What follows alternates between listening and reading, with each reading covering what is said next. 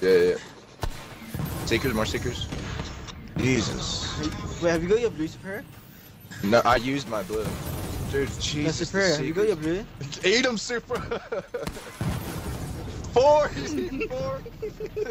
Super's just up there eating all. Yeah, Super, you got your blue? Behind them as well. I got my box down. They're here. They're trapped. They're trapped. Defib on me. Yeah, push far right. Get over the. I got the mid. Pop 3. No. You're up. You're all up. Yo, get to the right. Let's go. Passes out. There's 4.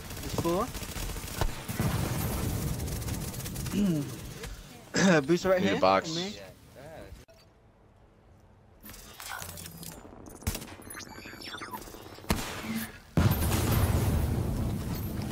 Alright. So.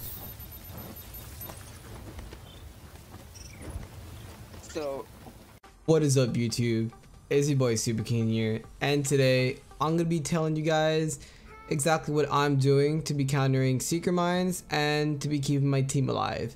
You know, things like what talents I'm using, what build I'm using. Well, obviously I'm running Final Measure, right? Everybody knows that the only way to really counter is by using Final Measure. But how to build that Final Measure is what's really important. And what skills is also really important, because as you guys can see from the screen in front of you, so far you guys can tell I'm running a green ultimate, a defibrillator, and a gas charge. So I'm gonna be explaining why I'm using these skills, and I'm also gonna be explaining why am I not using short pull knee pads? What is a Final Measure build without short pull knee pads, guys? Tell me. Alright, so as you guys can tell, I am running a Final Measure build that's a little bit different from most people's builds. But the reason why I'm building it this way is because I want to be keeping my team alive. I want to be using the right skills, have the right skill power, and have the right toughness. I don't want to have too much toughness in the build, but I want to be stacking some type of skill power so I can be bringing my team from, you know, no health, because a lot of the times my team is not going to be running any exotic damage resilience. I want to be bringing them from no health into full health immediately as soon as a Secret Mines goes into play. Okay, I know a lot of the times, healers have trouble of surviving against a Secret Mine. So the only way to keep a healer alive from Secret Mines is either having the healer all the way in the back, or if there's an unexpected Secret Mine, you can keep your healer alive by throwing a defib in the air. Because when you throw a defib in the air from this build, you guys are gonna see that you're getting a lot of health. You're giving out a lot of health to your teammates. You're giving out 272,000 ally heal, so you can possibly give your healer like a full overheal from that, and then you can bring your DPS players from 0 health to full health. So that's really important to be having your team survive. A way to have your team survive from Secret Mines. So yeah, so enough talking, guys. Let's talk about the actual build, okay? So I'm running 4-piece Final Measure, I'm running Vigorous Chest Piece, and then I'm running a mask. I'm not gonna be telling you guys what mask this is just yet, because I kind of want to leave it for last, just because a lot of people don't really use this mask in PvP play. It's really important mask. It really keeps the team alive. Just so you guys know, that's the only hint I'm gonna be giving you guys for now. All right, so let's get right into the build now. So I'm running a Vigorous Chest Piece, guys. Vigorous is gonna have electronics rolled into it, health, and exotic with kill XP. Obviously, I want to take off kill XP. I want to have ammo capacity instead. I'm also want to be stacking as much exotic damage resilience to the build as possible. It's obviously 25% enough. I want to be around above 50%. 50% is perfect enough if you guys can't have it any higher, but you want to be around like a little bit over 50. You want to be like maybe 55. 55 for me is the right spot to be at for a Final Measure. On this build, I'm sitting at I think 58%. 58 because I feel comfortable there. I feel comfortable as a Final Measure around 58,000 with this amount of toughness. You can have less if you want to, if you have higher toughness, but I think so far with what I have like this is really working. It's more than enough. 58% with 300, basically almost around 300,000 skill power. Okay, so let me see. I want health on my backpack, of course. Some people were telling me to run skill power so I can have higher skill power in the build, but I feel like having health on it allows me to be eating a lot more Secret Mines. So I'm gonna stick with health in the backpack, electronics rolled onto it, and then ammo capacity. If I can, I want to get a better backpack with burn resistance, but there is a chance you guys can get burn resistance on the minor attribute. So if I can, or if I ever do, I would want to roll minor attribute, roll burn resistance on the minor attribute on the backpack. The mod, oh shoot, I forgot to tell you guys about the mod. Alright, for the mods I have on the chest piece is exotic damage resilience. I only have 2 of these on my build. So I have 2.50s. And then for this one I have skill power on it, and the reason why I have skill power on the other mods is because I want to have as much skill power on the build. I want to have as much skill power on the build so I can be healing my team for really fat heals. That is the whole point of trying to keep your team alive, is to be healing your team with a good amount of heals, so in case they ever get Seeker Mind, you can basically heal them from 0 health to full health. That is why I'm running high skill power in this build. Alright, so ally heal, of course you gotta run that ally heal. Let's skip the mask, I was about to whip that out. The gloves doesn't really bother me as much. I'm running SMG damage, critical hit chance, critical damage, and then electronics. I can care less, but this isn't really a damage dealing build, so I can care less what's rolled on this. But if anything, I would rather have assault rifle damage than SMG damage on this build.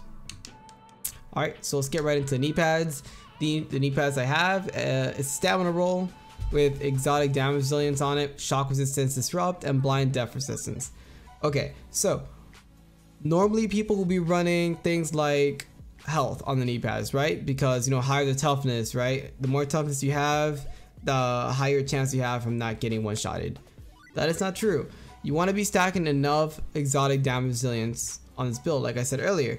So I roll exotic on the knee pads, and to make up for that loss of health, I'm running one piece stamina mod. One piece stamina roll into the build.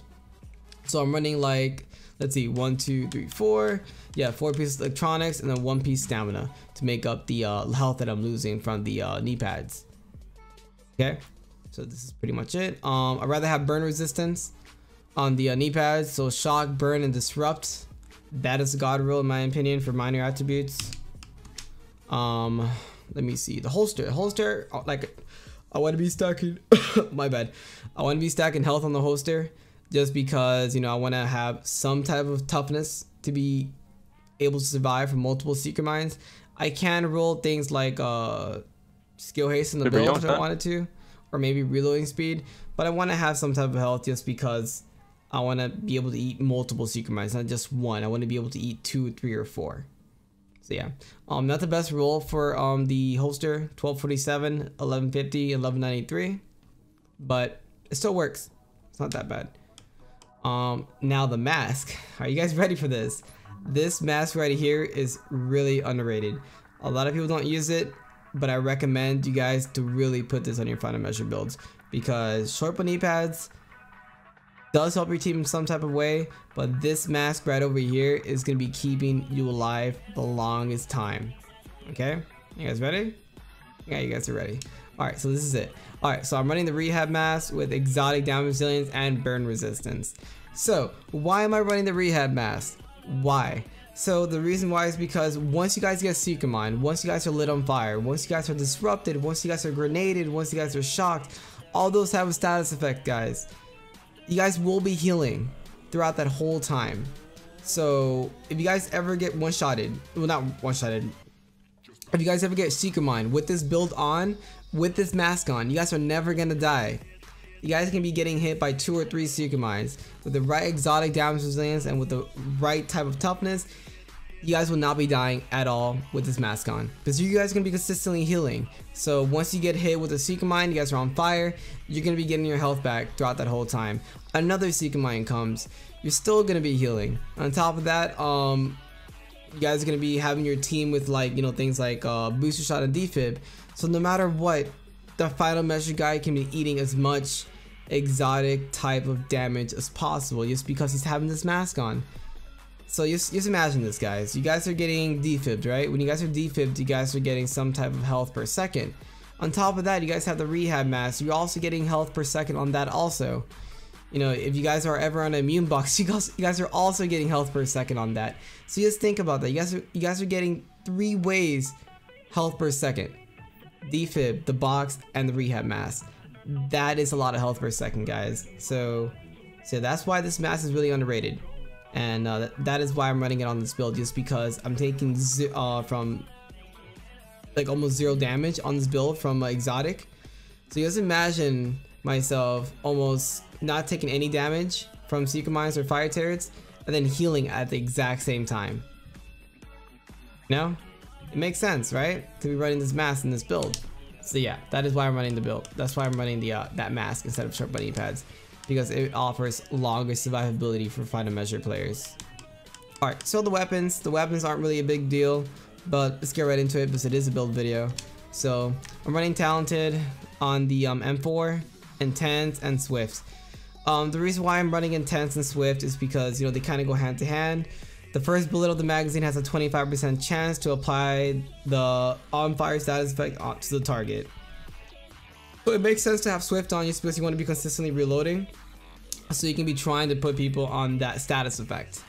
And the whole point of running Intense for this build is because I want to be some type of crowd control.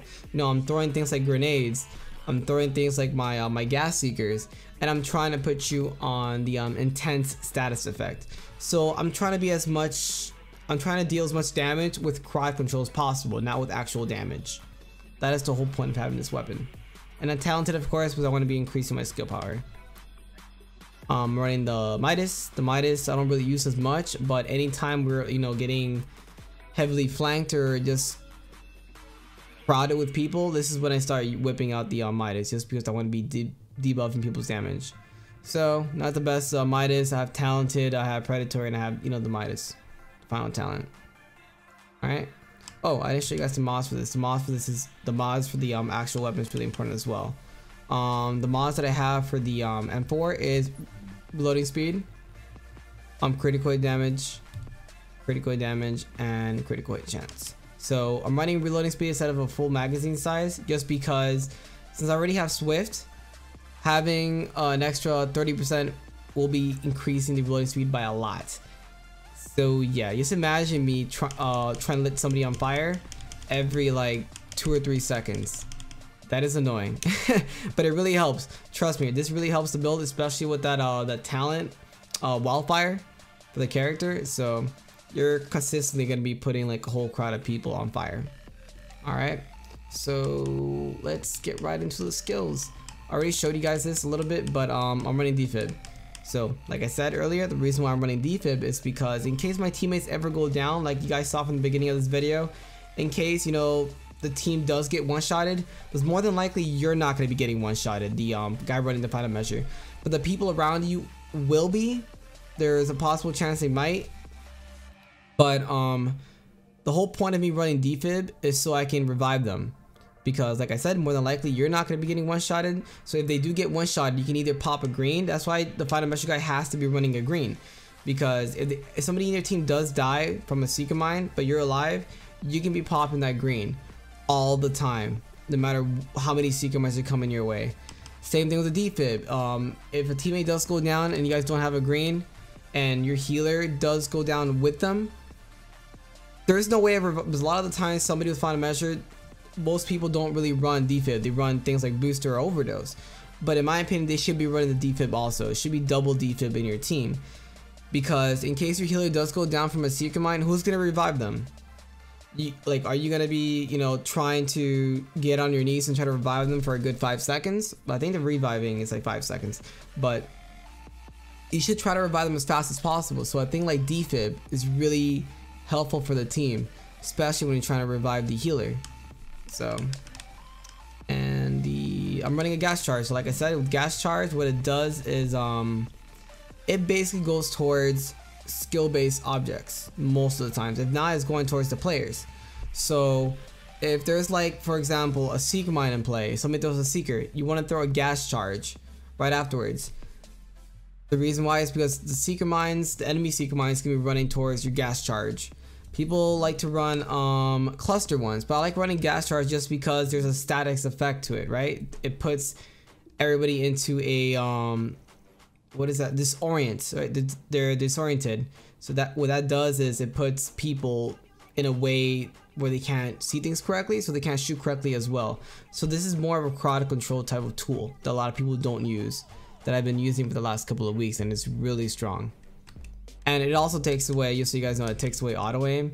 So for people like shotgunners, this is the way to go. So you guys can be taking off like the auto aim from the shotgunners, for those striker shotgunners.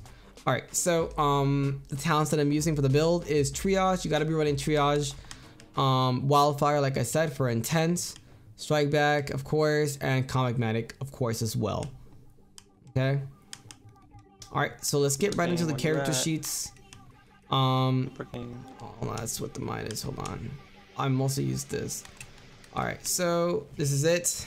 Not the best stats for the gun, but this isn't really a damage dealing build, so it doesn't really matter. This is more towards survivability. So let's go straight towards the survivability. It's right here. All right, so 200,000 health, which is really good. More than likely, people are going to be stacking crazy amount of health for a final measure. You guys don't want to be doing that. Like I said, you want to be stacking more towards the exotic damage resilience and more towards skill power to be keeping your team alive, so they can be back to full health from getting Seeker Mine or getting fucking grenaded or something like that. All right, guys. So armor, 32.76 armor, so it's pretty good armor. What else have to show you guys here? Nothing really. So like I said, having 50% is good and is good enough, but 55% is where you guys really want to be for exotic. Because having 55% makes it so you guys can be handling multiple Seeker Mines, but I feel comfortable as a player having 58% just because I want to be exceeding that. I want to be eating maybe possibly 3 or 4 Seeker Mines. Okay, so yeah, so this is the whole point of the build. The whole point of the build is to be keeping your team alive, right? The final measure build is kind of like that person that's always in the front or always in the back, never really in the middle. You want that final measure being in the front whenever you guys have a whole team in front of you. So in case, you know, all of them throw Seeker Mines, as you guys saw from the beginning of this video, that final measure could be eating a bunch of Seeker Mines consistently without the team worrying about, you know, them getting Seeker Mined. Or whenever you guys are running away, you want to find a measure in the back, just because if somebody throws, you know, I was gonna say fire grenade. Wow. In case somebody throws a Seeker Mine, in case somebody throws a grenade, that final measure in the back can be saving your team, can be preventing them from getting one-shotted. So, you know, you want to position the final measure in a way where it would be eating all this exotic damage, so your team won't be dying. So yeah. Oh man, this final measure build is really fun. I've been loving this build, guys. You guys have no idea. I've been having lots of fun with this build just because I like to make sure my team is not dying by Seeker Mines. I like watching the skill builds get frustrated, because now there's an actual build to actually counter Seeker Mines. Well, there was always a counter, but people weren't building it correctly. And I think this is the best way to build it, just because it heals your healer, it revives the team, and it also keeps them in an area where they don't have to be worrying about Seeker Mines anymore. Well, of course we worry about them, but more than likely we're not going to be dying to them more than usual. Because a lot of the times there's always those, you know, that server where it's like maybe 2 or 3 Seeker Miners, and you know, it's just back-to-back Seeker Mines, and people starts dying, your team starts dying left and right. But with this build right over here, it really prevents from all that headache, right? From those Seeker Mines coming left and right. Just throw your fire measure guy in the front, and he can be eating all those Seeker Mines without any hesitation, without any worry. All right, guys. So yeah, just try this build out, guys. Really strong build for team play. Really good build if you guys ever come across those servers that are really filled with those you know, those Seeker Mines and fire tears and stuff like that. All right, guys. So if you guys do like this video, give it a like. If you guys ever, you know, have comments about this build right over here, please write it down below, because I am very curious what you guys think about this build. That I didn't make this build, just so you guys know. Well, I did make it, but my friend is the one that really helped me with what pieces make sense for the build and what stats. So I don't think he wants to be mentioned in the video, but just so you know, dude, thank you so much. All right, man. All right, so thank you guys for watching. Give a video a like if you guys do like the video. Give me a comment if you guys have any opinions about the build, or if you guys have any build opinions, you know, recommendations, I mean, so I can be uploading more videos for you guys. And yeah, thanks so much for watching, guys, and I'll see you in the next one. Later. Tally.